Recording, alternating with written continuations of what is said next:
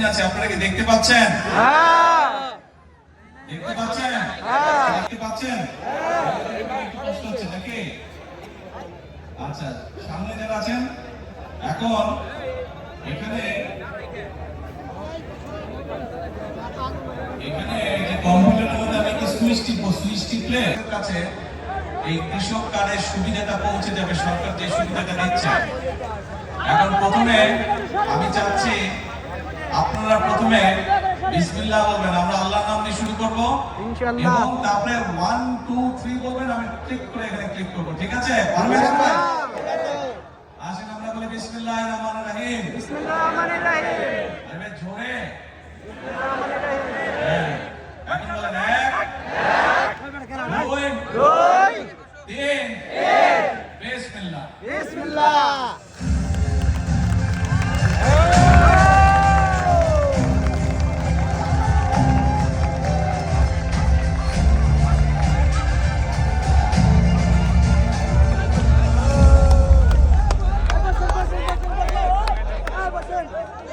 এবং গাছের চারা মাননীয় প্রধানমন্ত্রী বিতরণ করবেন। আমি একে একে নাম ঘোষণা করব। প্রথমে মোহাম্মদ আবু কায়সার, এরপরে আসবে মোহাম্মদ রোমান, আবু কায়সারের পরে মোহাম্মদ রোমান,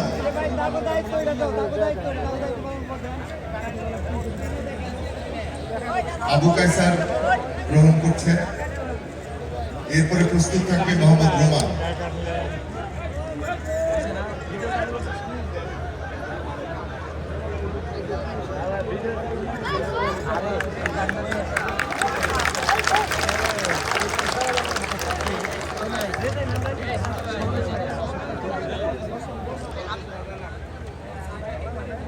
মোহাম্মদ রোমান মাননীয় প্রধানমন্ত্রীর কাছ থেকে কৃষক কার্ড এবং গাছের চারা উপহার নিচ্ছেন।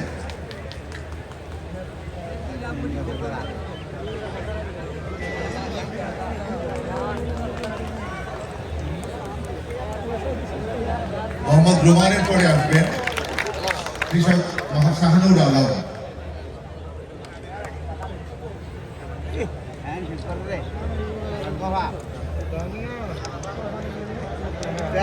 শাহানুর আলম, সম্মানিত কৃষক শাহানুর আলম কৃষক কার্ড এবং গাছের চারা উপহার দিচ্ছে মাননীয় প্রধানমন্ত্রীর কাছ থেকে।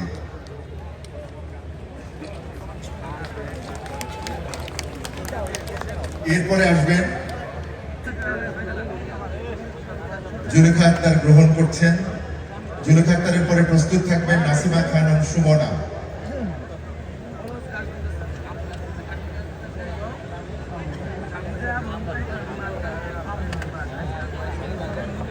এবারে কৃষক কার্ড এবং গাছের চারা গ্রহণ করতে আসছেন সম্মানিত কৃষানী নাসিমা খানম সুমনা।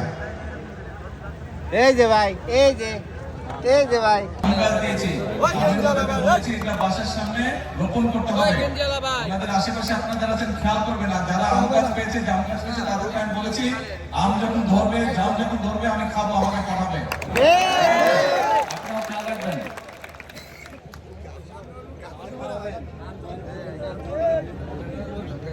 এই প্রধানমন্ত্রী হয়েছেন কে? ভবিষ্যতে হইতে পারবেন। পরে আসবেন কৃষানী আমেনা বেগম।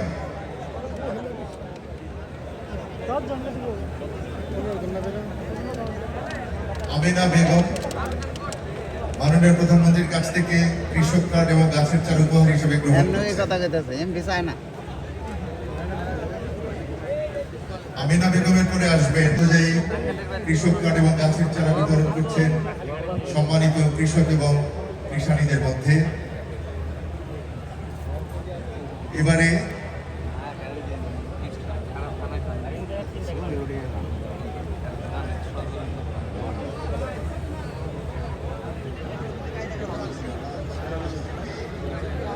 আসবেন কৃষক মোহাম্মদ আলী।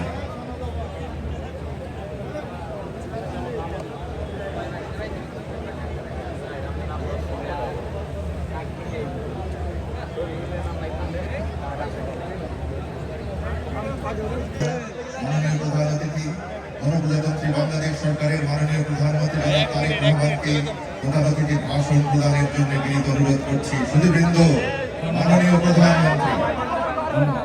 বিসমিল্লাহির রহমানির রহিম।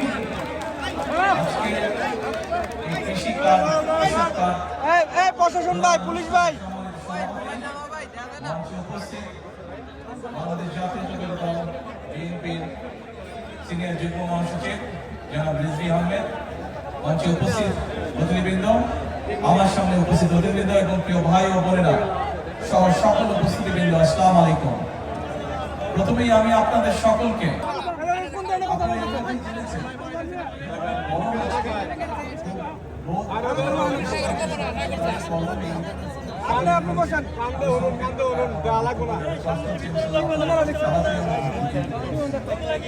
আপনারা মনে জেনেছেন যে আমরা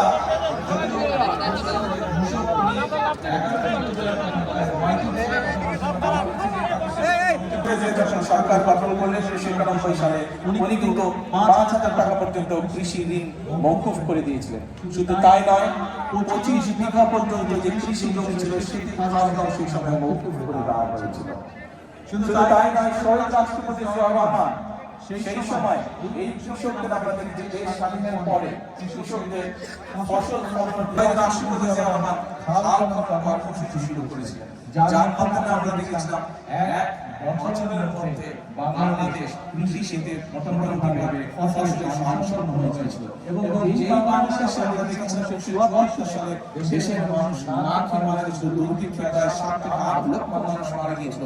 সেই বাংলাদেশে আমরা দেখেছি শহীদ রাষ্ট্রপতি জিয়াউর সময় শুধুমাত্র খাল খনন করার ফলে কৃষক সেচ সুবিধা পাওয়ার ফলে আমরা দেখেছিলাম কৃষি উৎপাদন দ্বিগুণ হয়েছিল এবং এই বাংলাদেশ থেকে অল্প পরিমাণে হলো বিদেশে খাদ্য রপ্তানি করতে সক্ষম হয়েছিল এই বাংলাদেশ। প্রিয় ভাই বোনেরা, সকল উপস্থিতিবৃন্দ, আমাদের লক্ষ্য হচ্ছে এই দেশের শতকরা 40% মানুষ কৃষির সাথে জড়িত। আমি আপনি আজকে আমরা যেখানে অতিথি হিসাবে আমরা যারা এখানে উপস্থিত আছে, মাঠে যত মানুষ উপস্থিত আছেন, এই মঞ্চে যত মানুষ উপস্থিত আছেন, আমি হয়তো সরাসরি ভাবে কৃষির সাথে সম্পর্কিত নই, কিন্তু আমাদের পরিবারের কেউ না কেউ আছে। তো বর্তমান সরকারের লক্ষ্যই হচ্ছে কৃষককে আত্মনির্ভরশীল হিসাবে গড়ে তোলা, কৃষককে সচ্ছল হিসাবে গড়ে তোলা। সেই জন্য এই কৃষক কার্ড আমরা দিয়েছি।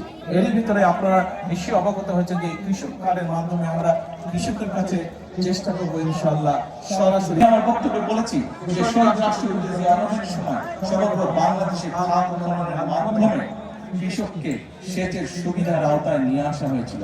আপনারা নিশ্চয়ই খেয়াল করেছেন যে এই কথাটিও আমরা কিন্তু নির্বাচনের আগে বাংলাদেশের মানুষের কাছে বলেছিলাম এবং নির্বাচন শেষ হওয়ার পরে বাংলাদেশের মানুষের ভোটে আল্লাহর রহমতে বিএনপি সরকার গঠন করতে সক্ষম হওয়ার পরে আমরা সেই কমিটমেন্টে আমাদের প্রতিশ্রুতির কাজ শুরু করেছিলাম, অর্থাৎ সারা বাংলাদেশে আমরা খাল খনন কর্মসূচি করে শুরু করেছি এবং এই খাল খনন কর্মসূচি আমাদের লক্ষ্য রয়েছে আমরা আগামী 5 বছর প্রায় 20,000 কিলোমিটার খাল খনন করব, যার মাধ্যমে আমরা এর কাছে কৃষকরা এমনকি বর্ষার সময় পর্যন্ত কষ্ট তাদেরকে ভোগ করতে হয়।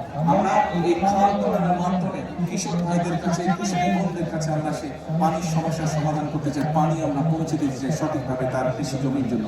শুধু তাই নয়, এই খাল খননের মাধ্যমে আমরা আমাদের লক্ষ্য উদ্দেশ্য হচ্ছে বন্যার সময় যে অতিরিক্ত বর্ষা হবো বা হঠাৎ করে যে 5-4 বছর ধরে কৃষক ভাইরা বলেন, মানুষ তার চাহিদার জন্য বলেন, আমরা টিউবওয়েল বলেন ব্যবহার করতে করতে আমাদের মাটির নিচে যে পানি আছে সেই পানির স্তর অনেক নিচে চলে গিয়েছে, যা সামগ্রিকভাবে দেশ এবং মানুষের জন্য একটি ভয়াবহ ব্যাপার।